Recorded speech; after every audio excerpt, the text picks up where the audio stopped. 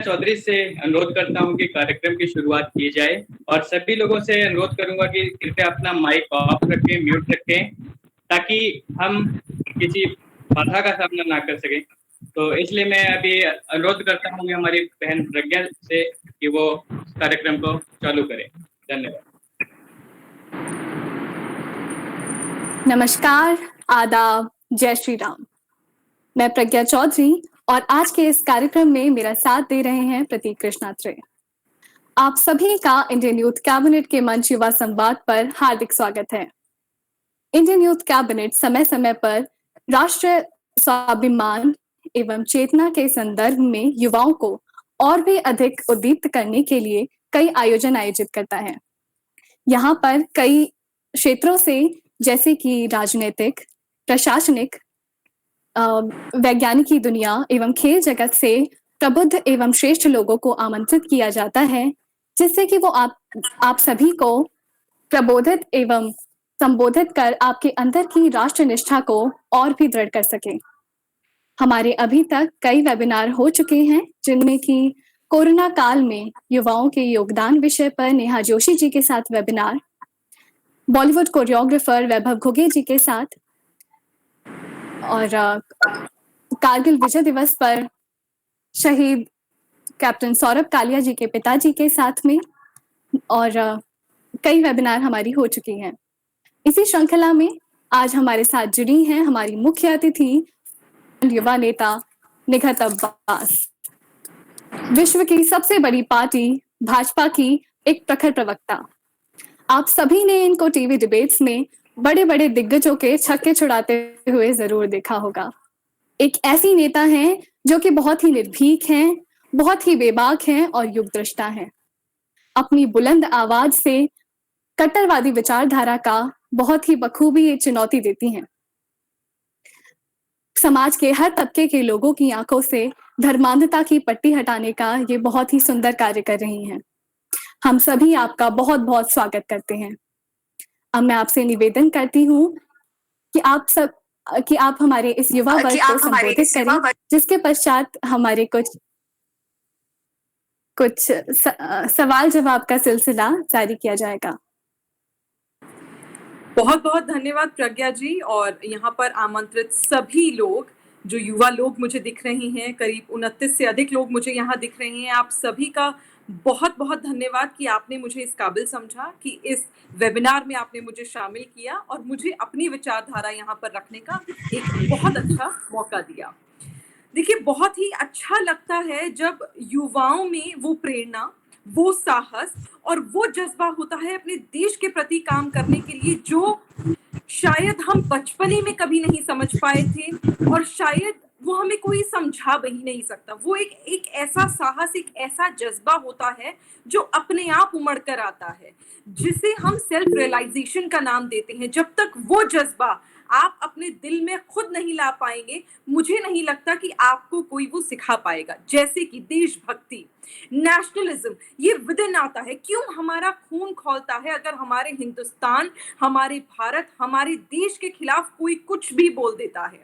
ये हमें, आप अगर अपने मैं कहूंगी पास्ट में जाएंगे, अगर आप बात करेंगे, अगर आप सोचेंगे, तो आप इस बात को ध्यान रखिए कि आपको ये कभी आपके माताजी, पिताजी या स्कूल में आपकी टीचर्स ने या आपके मेंटर्स ने नहीं सिखाया कि बेटा आपके देश के खिलाफ अगर कोई आवाज उठाए तो आपका खून खौलना चाहिए। नहीं, ये विदिन आता है। जैसे आपके परिवार के कोई भी व्यक्ति, आपकी माता, आपके पिताजी, आपके शिक्षक हो गए, शिष्य हो गए, शिक्षक हो गए, बहुत सारे लोग हैं जिनके बारे में अगर कोई कुछ गलत बोल दे तो आपका खून खौलता है। उसी प्रकार आपका खून खौलता है जब आपके देश के प्रति कोई बात ऐसी कर देता है जो आपको पसंद नहीं आती। जिस प्रकार पाकिस्तान और चाइना जैसे देशों के लिए हमारा खून खौलता है, जिस प्रकार जब पाकिस्तान हमारे प्रधानमंत्री नरेंद्र भाई मोदी जी के बारे में अपशब्द बोल देता है, या फिर चीन हमें ऐसी चुनौती देने की कोशिश करता है जो वो समझता है कि हम झेल नहीं पाएंगे, जिसका जवाब हम नहीं दे पाएंगे, तो हमारा खून खौलता है। ये आप अपने आप लाते हैं, इसे कभी कोई किसी को सिखा नहीं सकता। आज हम एक ऐसी सरकार के अंतर्गत रहते हैं, भारतीय जनता पार्टी की सरकार, और ऐसे हमारे लीडर हैं नरेंद्र भाई मोदी जी, जिन्होंने हिंदुस्तान को उस जगह पर पहुंचाया है, हमारे दिलों में ऐसे जज्बे को पैदा किया है जो शायद पहले कभी नहीं था। बड़े ताज्जुब की बात कई बार लगती है कि हमारे जो प्रधानमंत्री हैं वो युवाओं की प्रेरणा कैसे हो गए, जबकि वो तो बहुत ही बुजुर्ग हैं। अभी उनका जन्मदिन मना, सभी को मालूम है कि माशाल्लाह खूब उनकी उम्र है, उसके बावजूद वो व्यक्ति हमारे दिलों में ऐसा जज्बा कैसे लाके दे पा रही हैं, जिसकी माध्यम से आज हम हिंदुस्तान में अगर खड़े होते हैं तो युवाओं का नाम सबसे पहले होता है। वो इसलिए क्योंकि सरकार दो तीन चीजों से बनती है। तीन महत्वपूर्ण जो चीजें होती हैं वो होता है, सबसे पहले संविधान का आदर करना, दृढ़ निश्चय होना, और उसके बाद आपको ज्ञान होना कि आपको किस प्रकार अपनी प्रजा के दिल में उतरना है। वो तीन जो मैं कहूंगी महत्वपूर्ण बातें, वो हमारे माननीय प्रधानमंत्री मोदी जी में बहुत अधिक मात्रा में है। इतनी अधिक मात्रा में है कि आज की तारीख में, और ये आज का जो युग है, पहली दफा ऐसा हुआ है जब हमने देखा है कि मोदी जी, एक बच्चा हमारे प्रधानमंत्री मोदी जी का नाम जानता है। मैं किसी को कुछ गलत नहीं कहना चाहती, मैं ये पॉलिटिकल वेंडेटा नहीं बनाना चाहती, पर एक बात आप इससे बिल्कुल वाकिफ भी हैं, और मैं मानती हूं कि इस बात को आप बखूबी जानते भी हैं और समझते भी हैं। मैं फिर कहूंगी कि मैं किसी की मुखालिफत नहीं कर रही, किसी के खिलाफ यहाँ बात नहीं करना चाहती, किसी का मजाक नहीं उड़ाना चाहती, पर जो सत्य है, सत्य ये है कि प्रधानमंत्री नरेंद्र भाई मोदी जी से पहले हमारे जो प्रधानमंत्री थे माननीय मनमोहन सिंह जी, आज तक अभी भी अगर आप बच्चों से पूछ लेंगे जो पढ़ाई लिखाई भी कर रही हैं, जो गांव में हैं या जो हमारे राज्यों में हैं, जो मॉडर्न सिटीज में भी हैं, आप पूछेंगे कि मोदी जी से पहले हमारे प्राइम मिनिस्टर हिंदुस्तान की, अधिकतर लोग बोलेंगे कि सोनिया गांधी जी थी, मनमोहन जी नहीं थे। तो मुझे लगता है ये कांग्रेस पार्टी का सबसे बड़ा फेलियर रहा है कि जब आप अपने प्रधानमंत्री, हमारे देश के प्रधानमंत्री को वो प्लेटफॉर्म, वो इच्छा शक्ति नहीं दे पाए जिनकी उनको जरूरत थी, जिसके माध्यम से हमारा देश बहुत आगे बढ़ सकता था।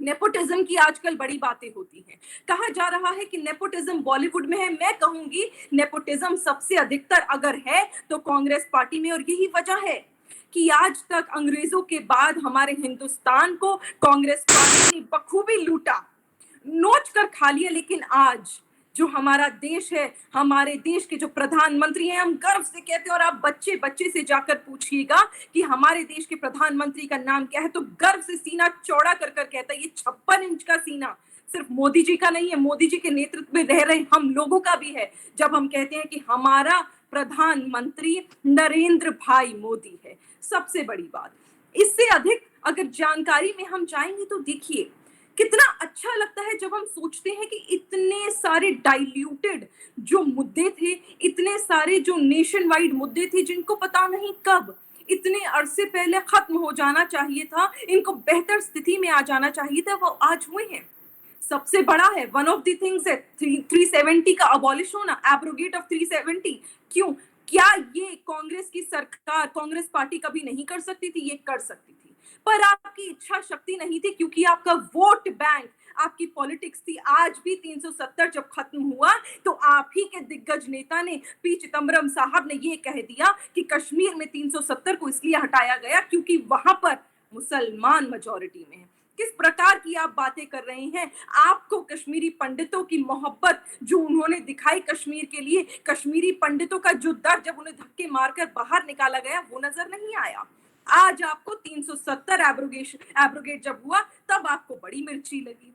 उसके बाद क्या मुझे बताइए, जो आपने वोट बैंक की तरह इस्तेमाल करा मुसलमान महिला को, ट्रिपल तलाक, आप लोगों से कभी भी वो खत्म नहीं करा गया। क्यों? क्योंकि आप ये बात जानते थे कि आप अगर उसको खत्म कर देंगे तो मुसलमान जो पुरुष है वो आपका वोट बैंक खत्म हो जाएगा। आपने महिला सशक्तिकरण की सिर्फ बात करी, काम कुछ नहीं करा। पर क्या करे, सरकार आपकी ऐसी थी जो सिर्फ और सिर्फ वक्तम में बिलीव करती थी, लिखतम में नहीं। और यही वजह रही कि आप लोगों ने लिटरली शोषण करा है मुसलमान महिलाओं का, मुसलमान समाज का, सिर्फ वोट बैंक की तरह इस्तेमाल करा। हलाला के माध्यम से महिलाओं का रेप होता आता गया और आप लोगों ने कभी आवाज नहीं उठाई। कैसे उठाते? अगर उठा लेते तो आपका वोट बैंक तो ना खत्म हो जाता। अब हाल ही में किसे नहीं मालूम कि सीए के खिलाफ आप लोगों ने किस प्रकार का प्रदर्शन किया, मुझे आज भी। और मैं इस बात को आगे भी, मैं माफ कीजिएगा, शायद कोई कुछ बोलना चाह रहा है, या तो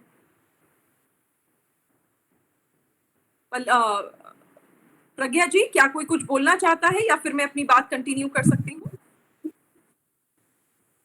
मैम आप कंटिन्यू कीजिए। थैंक यू प्रज्ञा जी। जी, उसके बाद आप लोग यहाँ पर बात करते हो सीए के खिलाफ, आप प्रदर्शन करते हो। मैं आज भी डंके की चोट पर कहती हूँ कि जहां जहां प्रदर्शन हुआ वहां वहां जाकर महिलाओं से, लोगों से बात करें, वहां वहां जाकर उस मुद्दे के बारे में, उस कानून के बारे में बात करिए। महज 2 पन्नों का ये कानून जो पाकिस्तान के डिबेटर्स तक आके डिबेट करते हैं, ये नहीं बता पाते कि उसमें लिखा क्या है और वो कितने पेजेस का, कितने पन्नों का कानून है, वो हमें सीए क्या बताएंगे। और सभी को मालूम है कि किस प्रकार शाहीन बाग के लोग आज भारतीय जनता पार्टी में शामिल हुए हैं। शाहीन बाग के वो लोग जिन्होंने प्रदर्शन करा था, वो आज भारतीय जनता पार्टी के परिवार में शामिल हुए हैं और अपनी इच्छा शक्ति के साथ शामिल हुए। और उन्होंने बोला, ये मैं नहीं बोल रही, ये खुद शाहीन बाग के लोगों ने बोला है कि हमें बरगलाया गया, हमें बहकाया गया, हमें भड़काया गया। और जब जब हमने ये बोला कि हमें जाकर केंद्र सरकार से बात करनी है, तब तब आम आदमी पार्टी के गुर्गे और कांग्रेस पार्टी के गुर्गों ने हमें बहकाया और हमें जाने से मना किया। नहीं तो ये बातचीत बहुत पहले हो गई होती। और ये जो सीए के कारण से दिल्ली में जो उत्पात मचा, जो दंगे हुए, ये दंगे कभी होते ही नहीं। किसे नहीं मालूम कि आम आदमी पार्टी और कांग्रेस पार्टी का बहुत बड़ा हाथ रहा जब दिल्ली जलाई गई और आपके मुंह से आह तक नहीं निकली। आज ताहिर हुसैन के बारे में आप कुछ नहीं बोलते, आज आप उन बड़े लोगों के बारे में कुछ नहीं बोलते जिन्होंने ये प्रदर्शन ज्वाइन करा और उसके बाद जाकर लोगों में आग लगाई। ये दिक्कत है, ये विचारधारा की लड़ाई है, ये सरकारी लड़ाई नहीं है, ये पॉलिटिकल लड़ाई नहीं है, ये विचारधारा की लड़ाई है कि आज के युवाओं को आप आकर प्रेरित तो नहीं कर पाए पर भड़का जरूर पाए। आपने जेएनयू के बच्चों के दिलों में, जामिया के बच्चों के दिलों में आग अंगारे भर दिए, सिर्फ इसलिए क्योंकि आपका पॉलिटिकल वेंडेटा था, सिर्फ इसलिए क्योंकि आपको चुनाव जीतना था, सिर्फ इसलिए क्योंकि आप कहीं ना कहीं चाहते थे कि मोदी सरकार से लोग नफरत करें। पर आज भी देखिए, फिर भी लोगों में जज्बा देखिए, आज फिर शाहीन बाग के लोग खड़े हुए हैं और आज वो विरोध नहीं कर रहे, आज वो सीए के ऊपर बैठने को बात करने को तैयार हैं और कोशिश इस तरीके की करना चाहते हैं कि आकर अब एक दूसरे के साथ हाथ मिलाकर, कंधे से कंधा मिलाकर साथ चल सकें। और ये जो लड़ाई झगड़े का माहौल है वो हिंदुस्तान में, दिल्ली में और शाहीन बाग का प्रदर्शन जहां जहां जैसे जैसे लोगों ने किया, उनको हम खत्म कर सकें। बहुत जरूरी है इस विचारधारा को फॉलो करना। उसके बाद मैं नहीं कह रही कि राम मंदिर हमारी सरकार ने बनाया, बिल्कुल ये तो हमारे न्यायालय का, सुप्रीम कोर्ट का फैसला था, लेकिन आपकी इच्छा शक्ति, वही बात आ गई घूम फिर के, सरकार इच्छा शक्ति से चलती है। एक इच्छा शक्ति आपकी थी जिसमें आपने कोर्ट का दरवाजा खटखटाया और ये कहा कि भगवान राम का तो अस्तित्व ही नहीं है, वो तो काल्पनिक है। और आज जब भारतीय जनता पार्टी डंके की चोट पर वहां ट्रस्ट बना रही है, वहां भूमि पूजन कर रही है और बिल पास कर रही है, तब आपको दुख होने लगा, तब आप कहने लगे कि ये कैसे हो गया, तब आप कहने लगे कि नहीं नहीं भगवान राम तो हैं। कैसे हैं ये राहुल गांधी जो कुछ जगह टोपी पहनकर जाते हैं और कुछ जगह जनई उधारी बनकर जाते हैं। आपको अपने आप को बदलने की जरूरत है। आज हमें भी as a spokesperson of Bharatiya Janata party, मुझे मालूम है कि आज जो रूलिंग पार्टी है, जो सरकार है, बहुत जरूरी होता है, और ये मैंने, मोदी जी ने भी कहा है कि बहुत जरूरी होता है एक सरकार के लिए कि ऑपोजिशन स्ट्रांग हो। आज हमारे पास ऑपोजिशन स्ट्रांग ही नहीं है। बैकबोन जिसको आप कहते हो वो आपने तोड़ के रखी हुई है। क्यों? क्योंकि आपको अपने पारिवारिक संबंध बनाए रखने हैं, क्योंकि आपको युवाओं को आगे नहीं लाना, क्योंकि आपको पता है कि जब तक पार्टी में आपका होल्ड है तब तक कांग्रेस पार्टी को और हिंदुस्तान को आप लूट सकते हो। पर जिस दिन आप लोग युवाओं को आगे बढ़ाएंगे, नेपोटिज्म को भूल जाएंगे और चोरी चकारी करना भूल जाएंगे, उस दिन मानिए आप भारतीय जनता पार्टी की सरकार को टक्कर दे पाएंगे। नहीं तो उससे पहले आप सिर्फ आरोप प्रत्यारोप का गेम खेलते रहेंगे। मुझे नहीं लगता कि इससे अधिक आप कुछ और कर सकते हैं। सबसे ज्यादा जरूरी ये भी है कि आज के युवा किसी के बहकावे में ना आए। आप और मैं, हम सब युवा हैं, हमें समझना पड़ेगा कि हम किस विचारधारा के साथ चलते हैं, हम किनको जानते हैं, किनको समझते हैं, किस सूझबूझ के साथ चलते हैं। क्योंकि एज अ मुस्लिम लीडर मैं भी जानती हूं कि आज तक मुसलमानों का शोषण कांग्रेस पार्टी करती आई है। शायद मैं उस परिवार से आती हूं जहां पर कोई भी पॉलिटिकल पर्सन नहीं है बैकग्राउंड में, मेरा कोई पॉलिटिकल बैकग्राउंड नहीं है, मेरे परिवार के कोई पॉलिटिकल संबंध नहीं रहे, पर फिर भी मेरा परिवार कट्टर कांग्रेसी हुआ करता था। इसीलिए क्योंकि हमारे दिमागों में ये भर दिया गया था कि मुसलमानों की पार्टी तो कांग्रेस पार्टी है। पर जब आज जॉट डाउन करके देखा जाता है, जब भारतीय जनता पार्टी कुछ चीजें कर रही है, तब हमें समझ में आ रहा है कि मुसलमानों के योद्धा बनने की जो कोशिश कर रहे थे राहुल गांधी और सोनिया गांधी, ये मदर और सन का डुओ, वो हमेशा हमारा शोषण करते आए, हमें बहकाते आए। और इस बात में तो कोई दो राय नहीं कि मुस्लिम एक समाज ऐसा है जिसमें इलिटरेसी रेट बहुत ज्यादा है, पढ़े लिखे लोग कम है, तो उनको बहकाना, उनको भड़काना बेहद आसान था। पर आज जब महिलाओं का वोट प्रतिशत 25% उत्तर प्रदेश में लोकसभा के टाइम पर बढ़ा, तब हमें समझ आया कि वाकई आज हिंदुस्तान में भारतीय जनता पार्टी की सरकार मुसलमानों के लिए काम कर रही है, मुसलमानों के हित में काम कर रही है। अगर आपको कभी कोई पूछे कि मुसलमानों के खिलाफ क्यों है भारतीय जनता पार्टी, तो सिर्फ एक सवाल करिएगा, कि एक सवाल जो आप सब करते होंगे कि मुझे एक चीज बता दीजिए जो भारतीय जनता पार्टी, मोदी सरकार ने मुसलमानों के खिलाफ करी होगी, वो नहीं बता पाएगा। और 10 चीजें आप ऐसी गिना पाएंगे जो बाकायदा प्रैक्टिकल है, जो करी है मोदी सरकार ने, जो मुसलमानों के लिए करा है। वो डिफरेंस है। बहुत जरूरी है इन सब चीजों को पढ़ना और समझना। अब मैं चाहूंगी कि अगर आप प्रज्ञा जी किसी से सवाल लेना चाहें या कोई और किसी मुद्दे पे हम बात करना चाहें तो आप मुझे बताएं, उस मुद्दे पे हम आगे बात बढ़ाएंगे। सभी को मौका मिलना चाहिए।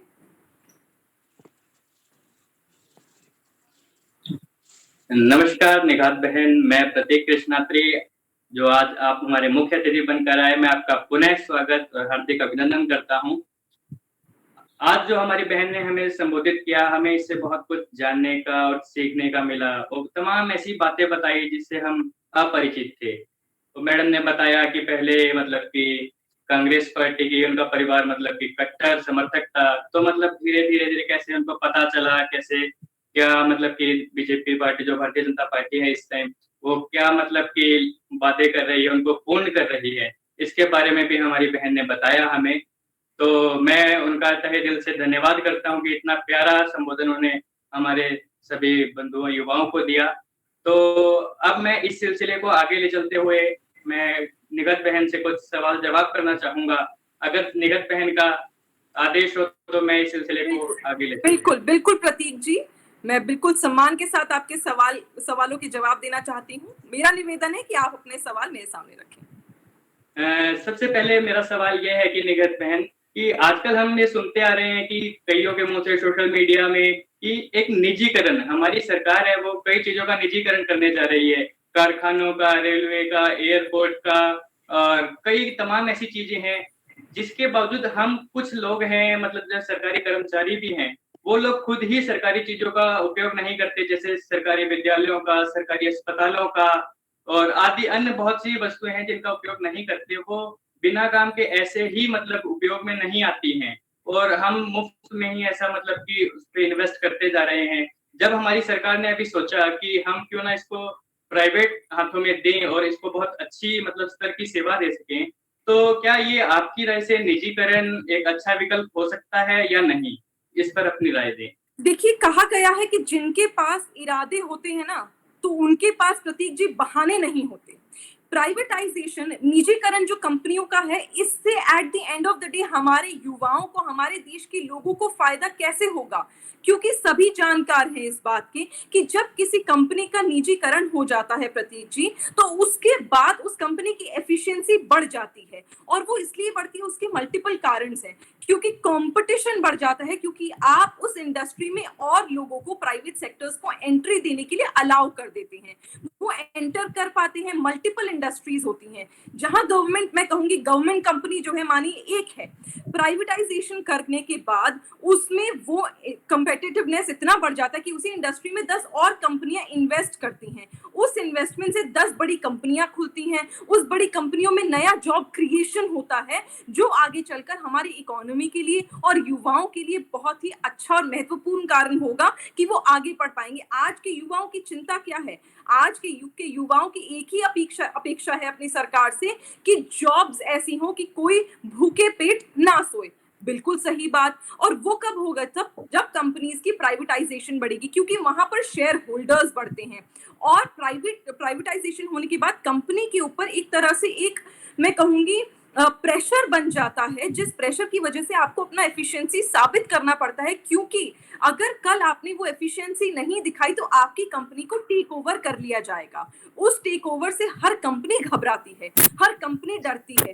अब देखिए, भारतीय जनता पार्टी चाहती है प्राइवेटाइजेशन हो जाए और बाकी गवर्नमेंट जो छोटी मोटी जो सरकारें चलाने की कोशिश कर रहे हैं, कांग्रेस पार्टी हो गई और तमाम बाकी सरकारें हो गई जो हमारे विपक्ष में है, ऑपोजिशन में है, बाकी पार्टियां हो गई, ये क्यों नहीं चाह रहे? क्योंकि सभी को पता है कि जिस दिन कंपनीज का प्राइवेटाइजेशन हो जाएगा उस दिन इंसेंटिव बेस्ड काम होगा और आपका जो करप्शन जो आपकी गवर्नमेंट एजेंसीज में चलती है वो बंद हो जाएगी। सांच को आज नहीं, भारतीय जनता पार्टी अपने लोगों को, अपने कर्मचारियों को जानती है कि वहां पर हम किसी भी प्रकार का करप्शन नहीं होने देंगे। प्राइवेटाइजेशन से तो करप्शन भी खत्म होगा, बखूबी हम सभी जानते हैं। तो दिक्कत किसको है? कांग्रेस पार्टी को और बाकी पार्टियों को। इसीलिए क्योंकि उनकी जो जेब खर्ची निकलती है, जो वो जेब भरती है, वो बंद हो जाएगी। तो मुझे नहीं लगता कि यहाँ पर इकोनॉमी को कोई हैम्परिंग होगी, मुझे नहीं लगता कि यहाँ पे जॉब्स को कोई हैम्परिंग होगी। ये तो एक बहुत महत्वपूर्ण कदम है जो डेवलपमेंट की तरफ, और मुझे लगता है ये बहुत अच्छा निर्णय है हमारी सरकार का और बहुत बखूबी हम खुश होकर इस चीज का स्वागत भी करते हैं। बिल्कुल, बहुत बढ़िया मैम, आपने इसका जवाब दिया बहुत अच्छे तरीके से। और मेरा अब अगला सवाल ये है कि हम पूर्व में काफी सुनते आ रहे थे, एक मुद्दा बहुत जोर पकड़ रहा था और न्यूज चैनलों में आए दिन सुनते आ रहे थे, सोशल मीडिया पे खोलते ही हमें वही मुद्दा दिखाई देता था और लोगों से कई बात करें वही मुद्दा, वो मुद्दा था सीए एनआरसी। बिल्कुल सीए एनआरसी मुद्दा था और इस बीच हमारा मतलब कि घटना भी, मतलब जो पूरे हिंदुस्तान वाकिफ है उस घटना से, शाहीन बाग का मुद्दा, जो शाहीन बाग मतलब कि उन्होंने आंदोलन किया और वहां पर लोगों का जाम हुआ, काफी लोगों को दिक्कतें भी आई। बिल्कुल। अब मेरा सवाल ये है कि आप मुस्लिम समुदाय से आती हैं, लेकिन आप तो भली भांति जानती होंगी कि सीए एनआरसी का क्या लाभ है, क्या कुछ है, और जो लोग इसका विरोध कर रहे थे, लोगों को बरगला रहे थे, बहका रहे थे, तो आपका इस विषय में क्या कहना है कि सीए एनआरसी बहुत अच्छा हुआ आया या इसको नहीं आना चाहिए था? प्रतीक जी, अभी एनआरसी की तो बात करते ही नहीं है, ना ही एनआरसी का ड्राफ्ट हुआ है, ना ही कोई बिल आया है, तो वो तो एक काल्पनिक कथा है जो ऑपोजिशन ने खूब गाई है, उसको छोड़ देते हैं। अभी बात करते हैं सीए, सिटीजनशिप अमेंडमेंट एक्ट। हमारे माननीय प्रधानमंत्री नरेंद्र भाई मोदी जी और माननीय गृह मंत्री अमित भाई शाह की जुबान और मुंह थक गया बोल बोलकर, ये सिटीजनशिप देने का कानून है, लेने का कानून नहीं है। नागरिकता देने का कानून है, लेने का कानून नहीं है। पर आपको समझ नहीं आया। मुझे बताइए, आप और मैं बहुत अच्छे से जानते हैं और हमारे सारे भाई बंधु जो जुड़े हुए हैं, हमारी बहन प्रज्ञा और जितने लोग यहाँ पर जुड़े हुए हैं, सब ये बात बखूबी जानते हैं कि सीए के कानून के बाद जो प्रदर्शन करा गया, इस प्रदर्शन से अगर सबसे भारी नुकसान हुआ है तो वो भारतीय जनता पार्टी की सरकार को हुआ है, भारतीय जनता पार्टी को दिल्ली के विधानसभा में हुआ है, क्योंकि आपने लोगों की सोच को झंझोड़ दिया, उनकी आत्माओं को झंझोड़ दिया। वहां जाके आपने लोगों में ये जहर घोल दिया कि मोदी और अमित शाह तो हिंदुस्तान से मुसलमानों को भगाना चाहता है। अरे आज 6 महीने होने को आए हैं सीए आए हुए, मुझे एक बताइए, एक मुसलमान तो बताइए जो हिंदुस्तान से भगाया गया हो, जिसको हिंदुस्तान से धकेला गया हो। एक व्यक्ति नहीं है। मेरे पास खुद इतने सज्जनों ने फोन किया जो मुसलमान और घबराए हुए, और मुझे फोन करके कहा कि हमारे तो आधार कार्ड अभी बने हैं कि 1972 से पहले के तो हम नहीं, हमारे पास तो कोई कागज पत्रिका नहीं है, ऐसा तो नहीं है हमें भगा देंगे। और आप यकीन मानिए प्रतीक जी, मेरी आंखों में आंसू इसलिए आए क्योंकि मुझे ये लग रहा था, मुझे ये डर और दहशत हो गई कि आज ऑपोजिशन इतना नीचे गिर गया है, अपनी सत्ता हासिल करने के लिए इतना नीचे गिर गया है कि इंसानों के, मुसलमानों के जहन में इन्होंने जहर घोल दिया, डर घोल दिया और लोग लिटरली डिप्रेशन में चले गए।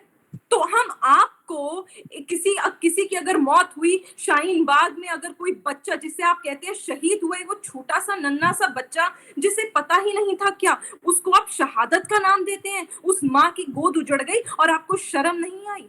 तो हम आपको कातिल ना समझे तो क्या समझे? सीए एक ऐसा मुद्दा रहा जो आम आदमी पार्टी ने इसको बहुत ही अच्छे तरीके से इस्तेमाल करा और सोचा कि अब हम सीटें सारी घेर लेंगे और पॉलराइज कर देंगे, और वो इसमें कामयाब भी हुए।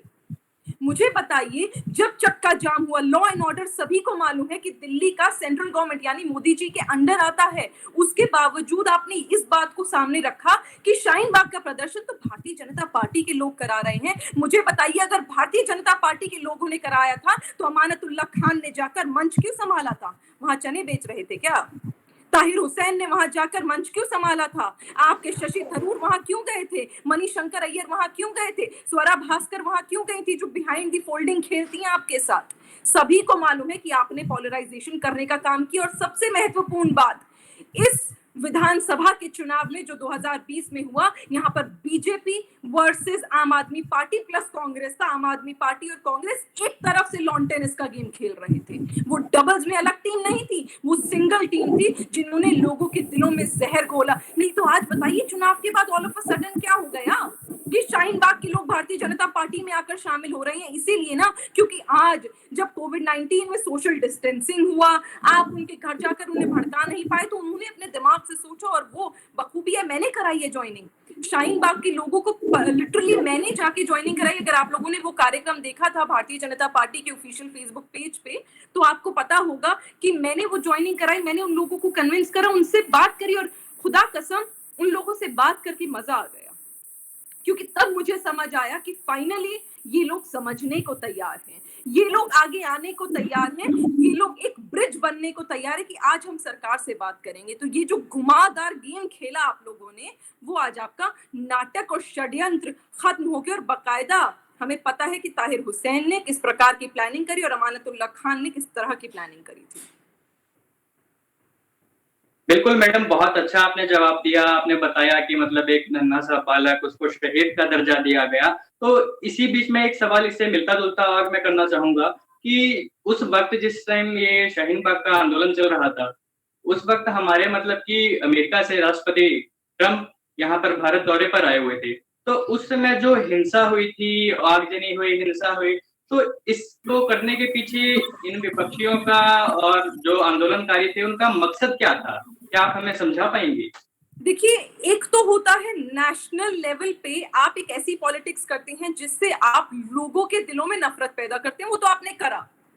उसके बाद आपने एक ऐसे प्रेसिडेंट जो राष्ट्रपति हैं, एक कहा जाता है सबसे डेवलप्ड, सबसे ताकतवर देश अमेरिका, यूएसए की, उस ताकत के सामने जब आपने ये देखा कि इन 5 सालों में मोदी जी ने अपना नाम बना दिया, हाउडी मोदी किया था, उसमें इतना नाम हुआ, मोदी जी की इतनी फैन फॉलोइंग हुई, इतने लोगों ने आके नमन किया हमारे प्रधानमंत्री को, उससे आपको देखकर जलन तो होगी।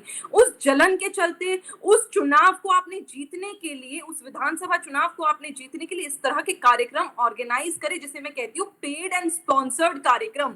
वहां सिर्फ बिरयानी नहीं बटी, वहां सिर्फ 500 रुपए नहीं बांटे गए, वहां पर गड्डियों में लोकल नेताओं के पास बैग भर के पैसा गया है और बाकायदा वीडियोस हैं। ये मैं काल्पनिक बात नहीं कर रही हूँ, मैं काल्पनिक कथा का ज्ञान नहीं दे रही हूँ, ये बाकायदा वीडियोस हैं, जो वीडियोस हमने देखी हैं जिसमें पेटियां भर के कांग्रेस के नेताओं ने, आम आदमी पार्टी के नेताओं ने लोगों के घरों में पैसे पहुंचाए। ये क्यों?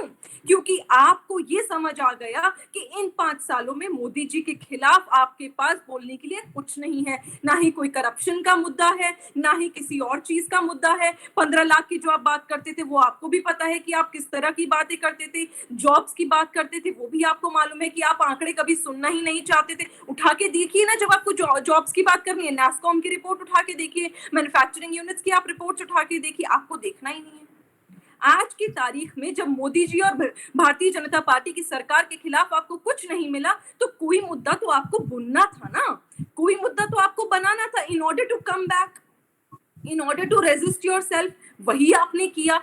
लेकिन इसमें सबसे बड़ा दुख ये होता है कि राजनीति करते करते आप हिंदुस्तान की बेइज्जती कराना शुरू कर दिए। राजनीति करते करते आप भूल गए कि आप भी इस सरजमीन पर ही रहते हैं, इस जमीन का ही नमक खाते हैं। उस नमक को धोखा देकर आपने नमक हरामी कर दी, जब आपने हिंदुस्तान की तौहीन करा दी एक यूएस के राष्ट्रपति के सामने, एक इंटरनेशनल लेवल पर यूएस में बाकायदा खबरें छपी। क्या ये सही था? क्या ये सही हुआ था? राजनीति अपनी तरफ और हिंदुस्तान के लिए देशभक्ति, अपनी मोहब्बत अपनी जगह, उस मोहब्बत को आपने खराब कर दिया, उस मोहब्बत को आपने खत्म कर दिया। दिया। वो देखकर दुख होता है और विडंबना तो यही है कि कांग्रेस और आम आदमी पार्टी शायद हिंदुस्तान से नफरत कर बैठे हैं, मोदी जी से नफरत करते करते। बिल्कुल, बहुत अच्छे मैम आपने जवाब दिए और बहुत एक मैं अंतिम प्रश्न अपनी तरफ से पूछना चाहता हूँ कि एक बहुत ही प्रचलित शब्द और मतलब वाक्य कहेंगे हम उसे बहुत सुनने में आता है। जब कोई विपक्ष का आदमी मतलब कुछ बोलता है, तो तब मैम लोकतंत्र खतरे में नहीं आता है। जब कोई भारतीय जनता पार्टी का या उसका कोई एनडीए का सहयोगी दल बोलता है कुछ भी बात, तो ये लोग क्या कहते हैं कि लोकतंत्र खतरे में आ गया। मैं एक छोटा-सा उदाहरण लेकर मैं आपको बताना चाहूँगा कि आप सब परिचित होंगे हैदराबाद के जो हमारे महान नेता हैं ओवैसी साहब, वो उनके स्टेज पर कोई एक लड़की आकर छोटी-सी वो हिंदुस्तान विरोधी नारे लगाए और एक तरफ हमारे जो शाहीन बाग में जो हुआ था आंदोलन, उसको शांत कराने के लिए हमारे अनुराग ठाकुर जी ने, कपिल मिश्रा जी ने मतलब कि शांत करवाने के लिए कुछ मतलब स्टेटमेंट दी कि मतलब किसी जाति, समुदाय, मज़हब का नाम भी नहीं लिया। और उनको क्या कहा गया कि लोकतंत्र खतरे में आ गया। और जब हमारे एक छोटी-सी बात लीजिए कि जब हमारे प्रधानमंत्री जी को कई लोग अपशब्द कहते हैं, हमारे विपक्ष पार्टियों के, कांग्रेस के और बहुत तृणमूल कांग्रेस वगैरह के, मैं नाम नहीं लेना चाहूँगा सबका, तब मैम लोकतंत्र खतरे में नहीं आता है। तो आप इस गंदी राजनीति को लेकर आप क्या कहना चाहेंगी?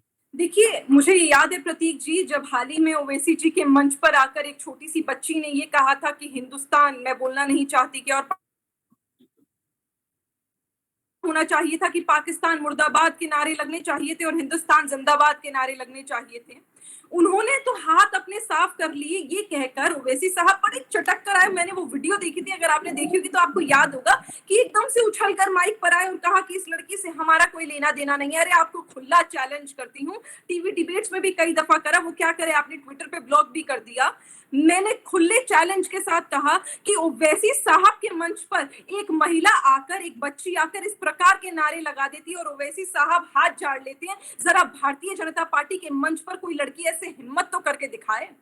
जब तक उस लड़की को, उस महिला को, उस व्यक्ति को ये जानकारी नहीं होगी कि यहाँ पर अगर मैं बोलूंगी तो मेरा क्या हश्र होगा, उस जानकारी के बगैर कोई व्यक्ति इतनी हिम्मत नहीं कर सकता। आपने उस लड़की के खिलाफ कार्रवाई ज्यादा करी नहीं। मैं तो कह रही हूँ, आज फिर कह रही हूँ कि भारतीय जनता पार्टी के मंच पर कोई कहकर तो दिखाए। किसी की हिम्मत नहीं होगी, क्योंकि सभी को मालूम है कि उसके खिलाफ ऐसी कार्रवाई होगी कि जिंदगी भर वो सलाखों के पीछे छुपाएगा या होगा। ये चीज को चेंज करने की बहुत जरूरत है। बिल्कुल आपने कहा कि ये, आपने बहुत अच्छी बात कही कि लोकतंत्र खतरे में आ जाता है, इनका कहना है, जब भारतीय जनता पार्टी के दिग्गज नेता, मंत्री कुछ बोल देते हैं। अरे भाई, क्या कहा था, दोबारा रिपीट कर देती हूँ, यही तो कहा था अनुराग भाई ने। क्या कहा था उन्होंने? गोली मारो गद्दारों को। क्या दिक्कत है उसमें आपको? आप गद्दारों की आरती उतारना चाहते हैं तो आप अपने गिरबान में झांकिए ना। हम तो कह रहे हैं, छाती ठोक कर कह रहे हैं कि हम तो गद्दारों के सीने में गोली मारना चाहते हैं। आपको जलन क्यों हुई? कहीं ऐसा तो नहीं कि वो गद्दार आप ही थे, इसीलिए आपको जलन होगी कि कल को मुझे आकर सीने में गोली ना मार दी। मैं तो आज फिर कहूंगी कि कुछ गलत नहीं कहा कि गोली मारना तो बनता है, आरती तो उतारेंगे नहीं ना। आपकी तरह मणिशंकर अय्यर जाते हैं, जो कांग्रेस पार्टी के बड़े नेता, पाकिस्तान में कटोरा लेकर के आइए और मोदी को हरवाइए ताकि हम सत्ता में आ सके। ऐसे काम तो हम करते नहीं है ना। हिंदुस्तान में हिंदुस्तान से वोट मांगते हैं, पाकिस्तान के भिखारियों से वोट हम नहीं मांगते हैं। ये दिक्कत, ये विचारधारा, लोकतंत्र तब खतरे में भी नहीं आता जब हमारे कोविड-19 का हमने जिक्र नहीं करा, कोरोना वॉरियर्स के ऊपर लोग पत्थर बरसाते हैं, नर्सेस के सामने लोग गलत काम करते हैं, कपड़े उतार देते हैं, तब लोकतंत्र खतरे में नहीं आता। जब उन्हें मार पीट कर डॉक्टरों को खूनम खून कर देते हैं, पुलिस कर्मियों को खूनम खून कर देते हैं। मैं आज ही का आपको एक वाक्य बता देती हूँ कि आज ही एक एसएचओ से मेरी मुलाकात हुई। उन्होंने बातों बातों में, मैंने कहा कि आप कैसे, आप स्वस्थ हैं? कहते हमारा तो पूरा जो पुलिस स्टेशन है, पूरा जो थाना है, सभी क्वारंटीन होकर आ रहे हैं, सभी को कोरोना हो गया था।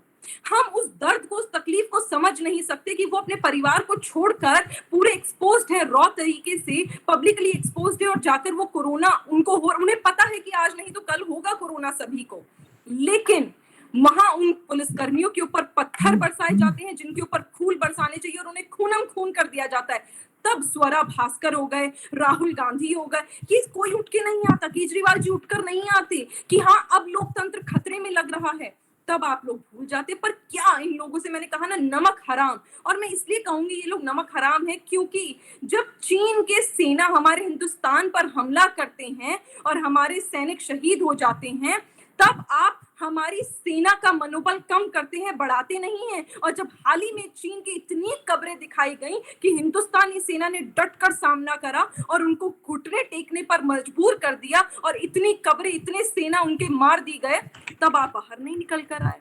तो ये किस तरह का आपका व्यवहार है कि आप चाइना के आर्मी चीफ का तो भरोसा करते, पर हिंदुस्तान का आर्मी चीफ गलत चिल्ला चिल्ला कर आपके सामने बोलता है और आपको उनकी बात समझ नहीं आती।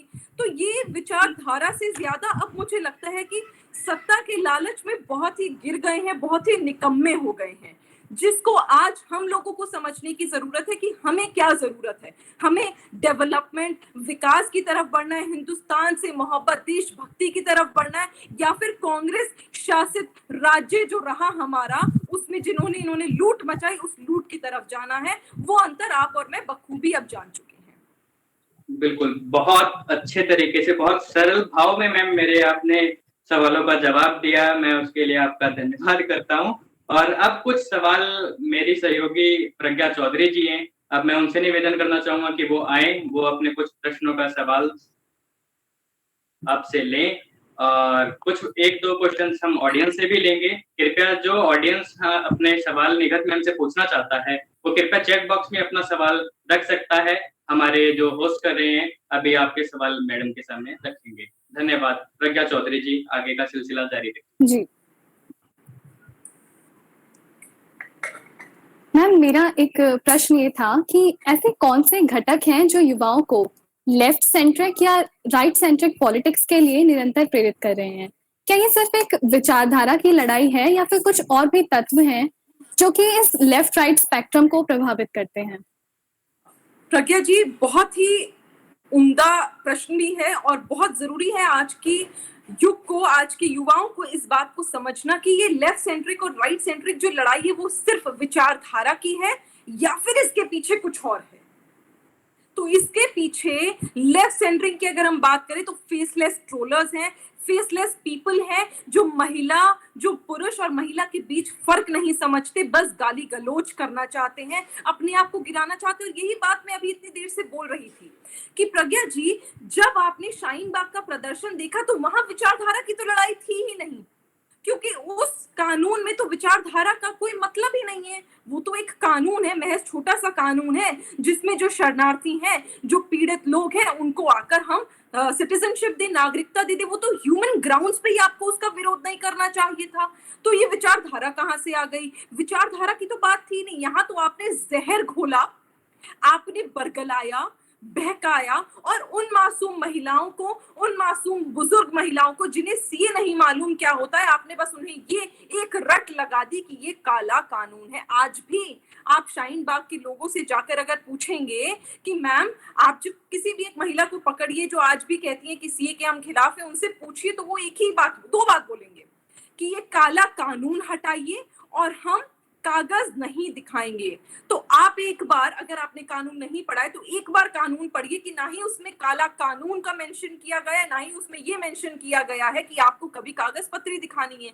तो विचारधारा की लड़ाई तो उसी दिन खत्म हो गई थी जिस दिन आपको ये लगा कि भारतीय जनता पार्टी की सरकार तो आज विचारधारा की बात नहीं कर रही, हिंदू मुसलमान की बात नहीं कर रही, विकास की बात कर रही है। आज बाकी वो माइनॉरिटी को सशक्त करने की बात कर रही है, महिलाओं को सशक्त करने की बात कर रही है। तो ये विचारधारा की लड़ाई तो उसी दिन खत्म हो गई थी। और अगर सबसे बड़ा एग्जाम्पल, अगर विचारधारा की लड़ाई होती तो जरा कांग्रेस के नेताओं से पूछिए कि शिवसेना के साथ जाकर आपने हाथ क्यों मिलाए, और शिवसेना से पूछिए कि आज सत्ता में आने के लिए आपने कांग्रेस के साथ हाथ मिलाए। तो आप बताइए कि आज आपके लिए भगवान श्री राम, जिनके लिए आप कहते हैं आपने अपना खून बहाया, आज वो काल्पनिक नहीं है क्या?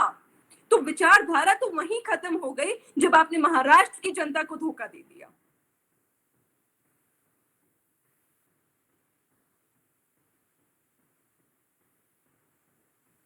बिल्कुल सटीक जवाब दिया मैम आपने और मैं पूर्णतः सहमत हूँ।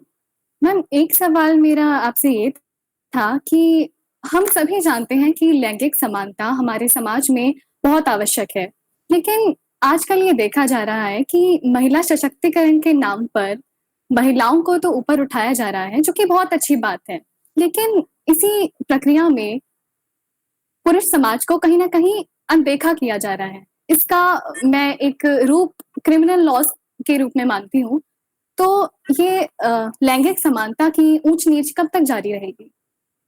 नहीं, आप जब ऊंच-नीच की बात करते हैं, तो आप किस प्रकार की प्रज्ञा जी बात करना चाहती हैं? जैसे आप जेंडर इक्वालिटी में बात करते हैं, तो मैं आपको 100 चीज़ें गिनवा सकती हूँ, जो महिलाओं के लिए भारतीय जनता पार्टी, मोदी जी की सरकार ने करी, जिससे आप भी बखूबी वाकिफ़ होंगी, चाहे वो मुसलमान महिला के लिए हो, चाहे आम महिला के लिए हो। पर आप मुझे एक एग्ज़ाम्पल बताइए कि आप किस कारण की वजह से आपको ऐसा लगता है? मैम मेरा कहना क्रिमिनल लॉज़ के संदर्भ में ये था कि क्रिमिनल लॉज़ जो हैं, वो महिलाओं के प्रति कुछ कह सकते हैं कि कुछ लाइट हैं पुरुषों के मुकाबले। तो अ, जब लैंगिक समानता की हम बात करते हैं, तो पुरुषों के साथ में ये ऊंच-नीच क्या जायज़ है? देखिए, बिल्कुल जायज़ नहीं है। मेरा तो हम एक डेमोक्रेटिक लोकतांत्रिक देश में रहते हैं, जहाँ पर महिला हो, चाहे पुरुष हो, दोनों को समान अधिकार मिलना चाहिए, दोनों को अपनी अभिव्यक्ति की आज़ादी होनी चाहिए। आप एग्ज़ाम्पल नहीं दे पाईं, मैं एग्ज़ाम्पल देती हूँ प्रज्ञा जी। आपने बहुत ही अच्छी बात करी, पर शायद आप किसी कारण की वजह से इस एग्ज़ाम्पल को लाना नहीं चाहती थी, पर क्या करूँ, थोड़ी निडर हूँ तो बोल देती हूँ मैं। आप इसको चलाइएगा और भी मेरे भाई बंधु सुनेंगे तो उन्हें समझ आएगा। आज एग्जाम्पल में देती हूँ कि महिला अगर 2 शादियां कर लेकिन अगर मुसलमान पुरुष 4 शादियां कर ले तो आज हमारे पास कानून नहीं है। ये मैं कहूंगी, यहाँ समानता का अधिकार हम खो देते हैं। यहाँ हम जेंडर इक्वालिटी को तहस नहस कर देते हैं। और ये एक समाज है, कोई शर्म नहीं है मुझे कहने में, क्योंकि मुसलमान भाइयों को खुद शर्म नहीं है ये कहने में कि वो 4 शादियां करना चाहते हैं।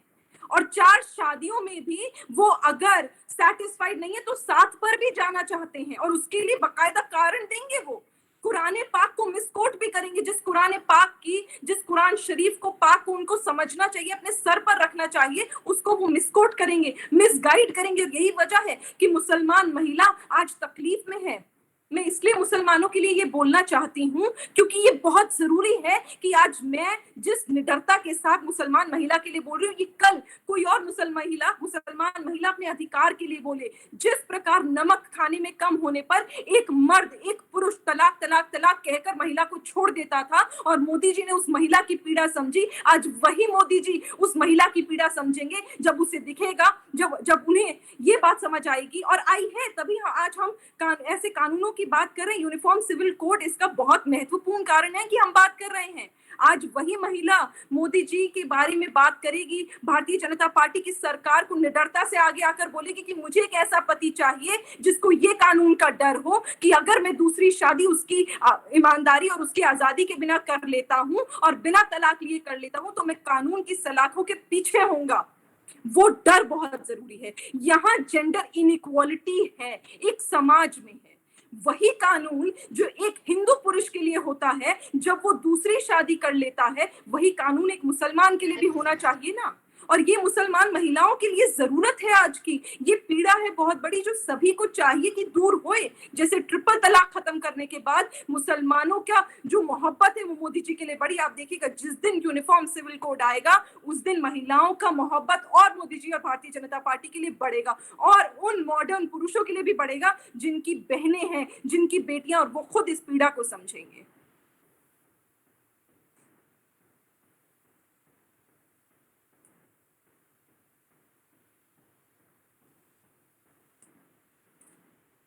बहुत ही सुंदरता से और बेबाकी से आपने जवाब दिया। बहुत बहुत धन्यवाद मैम आपका। अब कुछ सवाल हम हमारी ऑडियंस से ले लेते हैं। तो पहला सवाल पूछना चाहते हैं Mujaid Hussain ji. Mujahid Hussain ji. Sorry Mujahid Hussain ji. Yes sir. Ji Mujahid, आप अपना क्वेश्चन पूछ सकते हैं।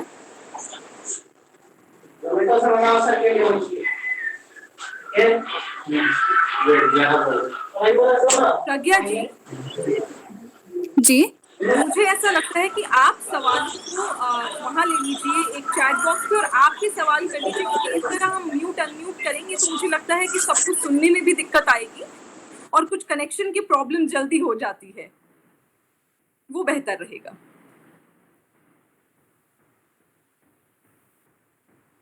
जी बिल्कुल। प्रज्ञा जी, अगर इजाजत हो आपकी तो मैं एक सवाल कर सकता हूँ। हाँ जी, पूछिए। पहले तो आप लोगों का दोनों निगत बहन और प्रज्ञा जी, आपका सभी का बहुत बहुत धन्यवाद कि मुझे इस कार्यक्रम से जुड़ने का मौका मिला। मेरा सवाल ये है निगत बहन आपसे कि कहीं ना कहीं बीजेपी ने मुस्लिम समाज के लिए बहुत काम किए हैं, जैसा कि आपने अभी बताया भी था, बट कहीं ना कहीं हम सबका साथ सबका विकास का जो एजेंडा लेके चल रहे हैं, कहीं ना कहीं हम फेल होते हुए दिख रहे हैं। इस बारे में आपका क्या विचार है? देखिए, सबका साथ सबका विकास और सबका विश्वास आगे है। ये पूरा आप बोलिए हमारी भारतीय जनता पार्टी जी का बड़ी जी जी प्राउड जी, से, बड़ी हम इज्जत के साथ और गर्व के बिल्कुल साथ इसको बिल्कुल। बोलते हैं। मुझे नहीं लगता कि हम फेल हो रहे हैं अनुज जी, और मैं ये इसलिए कहूंगी, इसके बहुत कारण हैं।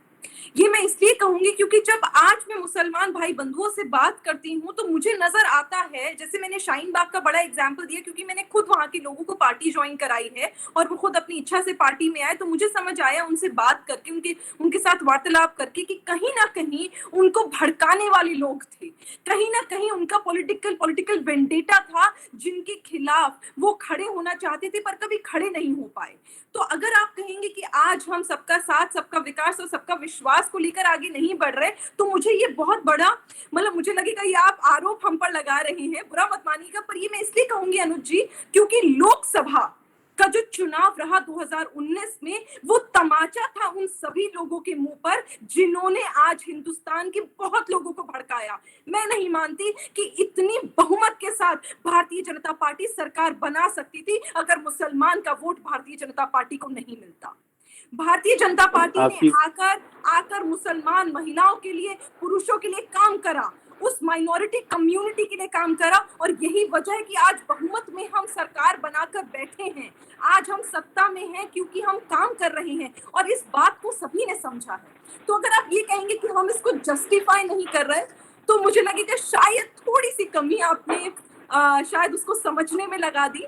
कोई बात नहीं, आगे और बात करेंगे आपसे। नहीं, आप पहले अगर पहले को देखें, पहले से अब तक तो बहुत बहुत इम्प्रूवमेंट। इम्प्रूवमेंट दिखी है। जी जी जी, बहुत बहुत धन्यवाद आपका। धन्यवाद अनुज जी।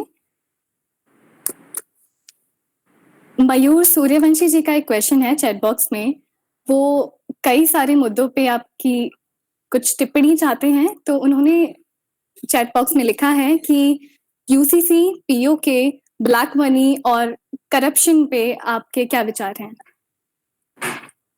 एक सेकंड मैं लिख लेती हूँ। यूसीसी, ब्लैक मनी, पीओके, बहुत सारे सवाल है मेरे भाई के।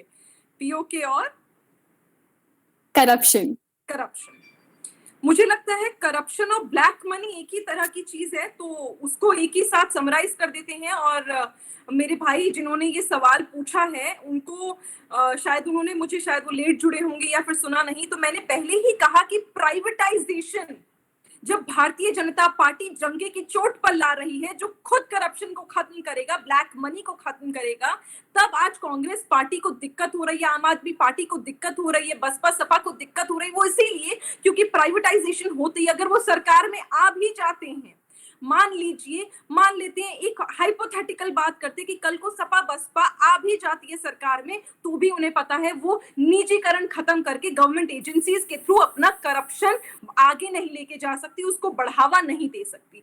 ब्लैक मनी तो सभी को पता है कि डिमोनेटाइजेशन के बाद ब्लैक मनी इस तरह मार्केट से खत्म हुआ कि आज हिंदुस्तान डिजिटल इंडिया बन चुका है, डिजिटल मनी हम लोग यूज कर रहे हैं। क्यों आपने मुखालिफत करी थी डिमोनेटाइजेशन के लिए? क्योंकि आपको पता था कि गद्दों में जो भरकर समाजवादी पार्टी के नेता, बसपा के नेता, कांग्रेस के नेता गद्दे भरकर नोटों को रखा हुआ है, सबकी कश्तियां बनाकर आपको बहानी पड़ी क्योंकि ना ही आप इधर के रहे ना ही इधर। आपके लिए तो इधर कुआं था और इधर खाई थी, ना ही आप टैक्स दे सकते थे और ना ही आप उसको रख सकते थे। तो आपने तो कश्तियां जो हमने न्यूज में देखी ना, जो नदियों में कश्तियां बह रही थी 500 और 1000 के नोट की, वो इन्हीं सब नेताओं की थी।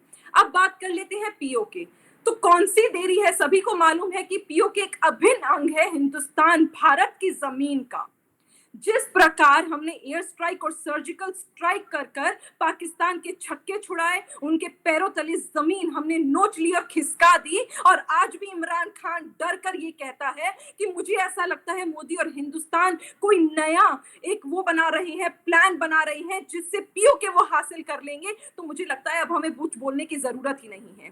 पाकिस्तान के handsome prime minister Imran Khan को डर लग गया है कि मोदी जी कुछ प्लान कर रहे हैं कि आज वो पीओके हत्या कर रहेंगे। तो इस पर हम क्या बोले? सभी को पता है अंतर काम चल रहा है। बस आप उल्टी गिनती गिनना शुरू कर दीजिए जिस दिन पीओके वापस हिंदुस्तान का अभिन्न अंग, हिंदुस्तान का मुकुट बन जाएगा। यूसीसी के बारे में जब आप बात करते, यूनिफॉर्म सिविल कोड, इसकी तो कितनी इंपॉर्टेंस है ये मैंने आपको पहले ही बता दिया। इसको एक कम्युनिटी से ना भी जोड़ें तो भी मुझे लगता है कि ये एक समाज का सशक्तिकरण होगा, क्योंकि जब एक महिला का सशक्तिकरण होता है तो पूरे समाज का सशक्तिकरण होता है। यूसीसी आज नहीं तो कल इंप्लीमेंट होगा और इस कानून का समर्थन हिंदुस्तान के हर व्यक्ति करेगा। सिर्फ वो लोग नहीं करेंगे जो लोग जानते हैं कि उनको वो समर्थन देने के बाद उनका जो वोट बैंक का पॉलिटिक्स है, जो राजनीति है, वो खत्म हो जाएगी। बहुत बहुत धन्यवाद मैम। मैं आशा करती हूँ मयूर जी की और सभी लोगों की इस बारे में जिज्ञासा शांत हो गई होगी। और एक क्वेश्चन है निगत जी, मैं बाकी सबसे और एक क्वेश्चन है निगत जी, और एक क्वेश्चन था जी मयूर जी। हेलो, हाँ, और एक क्वेश्चन था। मैंने बहुत से डिबेट में अभी जो यहाँ पे जो लोकल डिबेट्स वगैरह जो होते हैं महाराष्ट्र में, मैंने उसमें वो पार्टिसिपेट किया था। मैंने उनको एक सवाल पूछा था। बहुत से ऐसे पॉलिटिशियंस लोग हैं जब भी पॉलिटिक्स ज्वाइन करते और जब भी पॉलिटिक्स छोड़ते, उनका जो इनकम जो बढ़ता है उसका उसके पास उनका कोई रीजन वगैरह कुछ नहीं होता। आपका सवाल मयूर जी मैं समझ नहीं पाई। हाँ, जब भी पॉलिटिक्स ज्वाइन करते तब का उनका इनकम, और जब भी पॉलिटिक्स छोड़ते या कंटिन्यू करते उनका इनकम, उसमें बहुत ज्यादा वेरिएशन होता है। अभी मैं चार्टर्ड अकाउंटेंट हूं, इसीलिए मुझे तो मालूम है। मयूर जी आपका सवाल मैं समझ गई। अगर आप कांग्रेस, शिवसेना, बसपा, सपा नेताओं की इनकम के बारे में बात कर रहे हैं तो ये तो सभी को पता है कि उन्होंने गद्दों में पैसे भरे हुए हैं। और अगर आप भारतीय जनता पार्टी के किसी नेता के बारे में बात कर रहे हैं तो भारतीय जनता पार्टी की वो संस्कृति है कि इस प्रकार करप्शन को हमने ठोकर मारी है कि अगर कल को हमें कोई व्यक्ति ऐसा मिलता है, तो आपको भी मिलता है, तो आपको वो आजादी है कि वो खिलाफ आप कंप्लेन करिए। बकायदा मुझे बताइए, मेरा नंबर लीजिए, बकायदा मुझे बताइए, मैं उसको ट्वीट करूंगी अगर आपके पास एविडेंस होगा और उस पर कार्रवाई हो। ये मैं आपको बोलती हूँ कि जरूर होगी, क्योंकि मेरी सरकार का जो काम है वो करप्शन के लिए नहीं है, वो जनता की हित के लिए है, जनता के मनोबल को बढ़ाने के लिए है और जनता के विकास के लिए है। तो जो आप ये बात कर रहे हैं कि उनकी इनकम बढ़ती है, आप किसी और पार्टी की बात करते हैं तो ये हम सभी के सामने नहीं, देखिए निगत जी, भारतीय जनता पार्टी के बारे में बात करते हैं तो मुझे नहीं लगता कि ऐसा कोई व्यक्ति, और अगर है तो उसके खिलाफ कार्रवाई होगी। निगत जी, और एक सवाल था अभी। एक्चुअली मैं भी 12 या 15 साल से स्वयं का स्वयं सेवक भी, यहाँ पे मैं यहाँ पे सोशल वर्किंग वो सब कर, मैं भी बीजेपी से जुड़ा हूँ 12-15 साल मुझे। हाँ, मतलब मेरे दादाजी और नरेंद्र मोदी जी भी एक खास दोस्त थे। 7 साल वो गुजरात के संघ कार्यालय में साथ में रहे थे वो। हाँ, तो उनका भी यहाँ पे भी ऐसे बहुत सारे ऐसे नेता है। मैं अभी उनका नाम वगैरह कुछ लिखा नहीं, कुछ डिस्क्लोज वगैरह ऐसे कुछ नहीं, लेकिन उनके पास है। मेरा सवाल उनसे वही था कि कम से कम वो देश के युवाओं का एक ऐसा कोई मार्गदर्शन करे कि कभी कभी मतलब वो ग्लोबल रिसेशन भी होता तभी भी इनकी आय बढ़ती है। देखिए सवाल था मयूर जी, क्या होता है ना, जब आप अपना हाथ देखते हैं, पांचों उंगलियों के साइज अलग अलग है, पांचों उंगलियां बराबर नहीं होती। तो एक परिवार में, अब जैसे मान लीजिए आपका एक परिवार है, आपके परिवार में आप अपने पिताजी माताजी से अलग होंगे या थोड़े सेम होंगे या कुछ फर्क होगा, आपके रिलेटिव सब अंतर होता है सब। तो हमारा भारतीय जनता पार्टी का भी बहुत बड़ा परिवार है मैडम, मैं भी उसमें नाम नहीं ले रहे, पर मैं कहूंगी अगर आप नाम लेकर बात करें तो ज्यादा आसान होगा बात करना, क्योंकि मैं इसके बारे में, मुझे नहीं लगता कि जब मेरे पास कोई पुख्ता बात नहीं है, पुख्ता नाम नहीं है, पुख्ता सबूत नहीं है, तो मैं इस बारे में क्या कमेंट करूं। लेकिन हाँ, मैं इतना जरूर मानती हूँ कि पांचों उंगलियां बराबर नहीं होती, कोई गलत हो सकता है, पर अगर वो जब पकड़ा जाएगा या उसके खिलाफ कोई कंप्लेन होगी तो उस व्यक्ति के खिलाफ कार्रवाई जरूर होगी। जैसे कुलदीप सेंगर के खिलाफ भारतीय जनता पार्टी में हम लोगों ने सीना चौड़ा कर उसके खिलाफ कार्रवाई करी और उसको पार्टी से निकाला तक। क्यों? क्योंकि वो उत्तर प्रदेश में ऐसा काम करा उसने जो हमारी पार्टी को मंजूर नहीं था, हमारी संस्कृति से अलग था। एक महिला का शोषण करने वाला भारतीय जनता पार्टी का नेता नहीं हो सकता। बिल्कुल। Thank you. धन्यवाद, धन्यवाद मयूर थैंक यू। जी। समय धन्यवाद को प्रगति देखते हुए हमें अपना सवाल जवाब का ये सिलसिला यहाँ पे अवरोधित करना होगा, और जिन किसी के भी हम प्रश्न नहीं ले पाए उनसे मैं क्षमा प्रार्थी हूँ। अब मैं आमंत्रित करती हूँ प्रतीक्षा को इस कार्यक्रम को आगे ले जाने के लिए। बड़ी बहन हमारी निगल बहन ने आज जिस तरह से बड़ी बेबाकी से और मतलब बिना किसी खौफ के अपने सवालों का जवाब देकर अपनी बात को रखा, उससे तो हम सब आज बिल्कुल मैडम के कायल हो गए कि मैडम मतलब कि हम सब एक तरह से निगल अब्बास बहन को हम इस नाम से जानते हैं, हिंदुस्तान की शेरनी है मैडम। तो मैं उनका बहुत सम्मान करता हूँ, और जो आज यहाँ पर हमारी सभी श्रोता बंधु पधारे और हमारी मुख्य अतिथि बड़ी बहन पधारी, मैं उन सबका एक बार तहे दिल से पुनः शुक्रिया अदा करता हूँ। और एक कभी यहाँ पर मैं पढ़ रहा था, किसी का प्रश्न आया था निगत बहन के लिए कि निगत बहन आप जब भी डिबेट करती हैं तो आपको गुस्सा क्यों नहीं आता है? तो कृपया आप उनके जिज्ञासा को शांत करें इस सवाल के जवाब को देकर। नहीं, ऐसा है ना, गुस्सा तो बहुत आता है, पर क्या करें, डिबेट का भी तो हमें वो दायरा है ना जो समझ के चलना पड़ता है। और जब गुस्सा आ जाएगा तो मैं उनके सवालों का सही जवाब लॉजिकली नहीं दे पाऊंगी।